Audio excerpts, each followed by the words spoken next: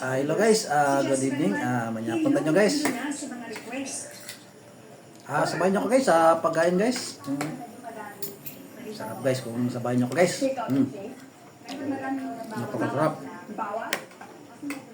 Okay, konting cheese. Dami na sa paborito nito guys. Boss, too many cheese daw. At one point, nag-blanco ako. Napakasarap.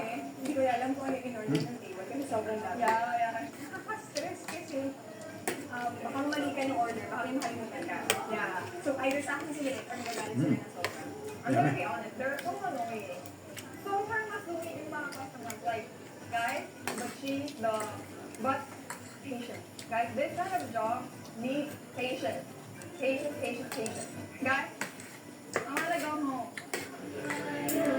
Karaniwang 8 hours ang tagal ng isang shift ng restaurant server. Pero, isa't kalahating oras pa lang kami nagtatrabaho ni Jessica, pagod na kami. Yaman na. I'm scared of that table. So, I'm glad you took that table. Kasi ako yung nagbigay kanina. Ako yung order kanina. Lunch break muna kayo, tapos, ayun, very good naman kayo sa workshop. Yay! Amazing! Finally! Kain na! How are you? Kumusta ang trabaho? As a service crew? Hiring pero masaya.